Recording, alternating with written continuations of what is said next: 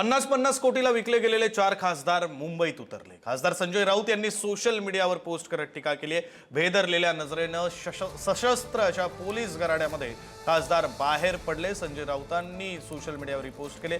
चित्रगुप्तानं पापांचा हिशोब लिहायला सुरुवात केलेली आहे। संजय राऊत यांची सोशल मीडियावरची पोस्ट।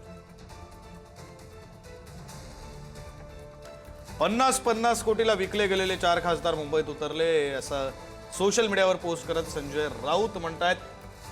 भेदरलेल्या नजरेने सशस्त्र पोलीस गराड्यामध्ये खासदार बाहेर पडले। चित्रगुप्तानं आता पापांचा हिशोब लिहायला सुरुवात केली अशी पोस्ट संजय राऊतांनी केली आहे। ही पोस्ट आपण आताच्या क्षणाला पुढारी न्यूजच्या टीव्ही स्क्रीनवर पाहू शकतोय। 50-50 कोटीला विकले गेलेले 4 खासदार मुंबई विमानतळावर उतरले आणि भेदरलेल्या नजरेनं सशस्त्र पोलीस गराड्यात बाहेर पडले। ये जीना भी क्या जीना है लल्लू। चित्रगुप्तानं पापांचा हिशोब लिहायला सुरुवात केलेली आहे। यांची पुढील पिढी सांगेल अशी पोस्ट संजय राऊत यांनी सोशल मीडियावर केलेली आहे। पोस्टच्या शेवटी त्यांनी जय महाराष्ट्र लिहित ओमराजे निंबाळकर, एकनाथ शिंदे आणि देवेंद्र फडणवीस यांना या पोस्टमध्ये टॅग सुद्धा केलेला आहे।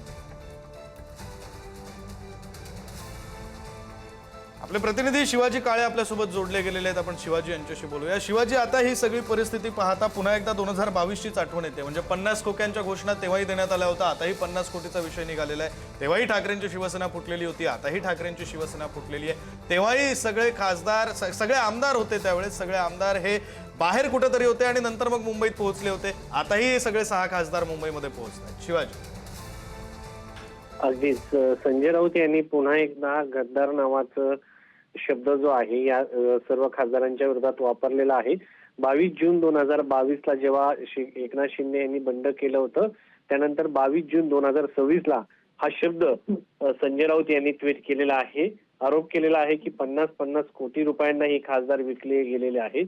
4 खासदार मुंबई विमानतळावर जे उतरलेले आहेत त्यांच्या विरोधात हे ट्विट आहे। सशस्त्र पोलीस गराड्यातून हे बाहेर पडले।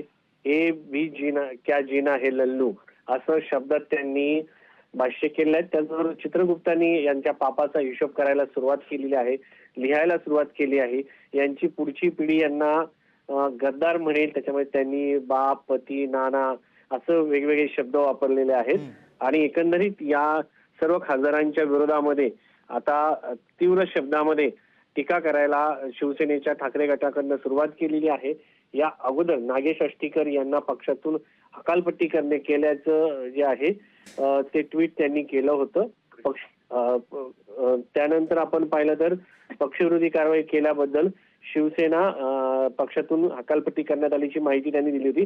नागेश पाटील अष्टीकर यांचा चिरंजीव कृष्णा नागेश पाटील अष्टीकर यांची हकालपट्टी केल्याचं ट्विट हे होतं। अद्यापपर्यंत हे जे सगळे खासदार आहेत यांच्या विरुद्ध कायदेशीर कारवाई करण्याचं पत्र लोकसभा अध्यक्षांना दिले जाण्याची शक्यता आज आहे। त्या दृष्टिकोनातून हे पत्र दिलं जाणार आहे। धन्यवाद शिवाजी दिलेल्या या सगळ्या सविस्तर माहितीसाठी। खासदार संजय राऊत यांनी सोशल मीडियावर पोस्ट केलेली आहे। 50-50 कोटीला विकले गेलेले 4 खासदार मुंबई विमानतळावर उतरले अशी पोस्ट करत त्यांनी या बंडखोर फुटलेल्या खासदारांवर टीका केली आहे।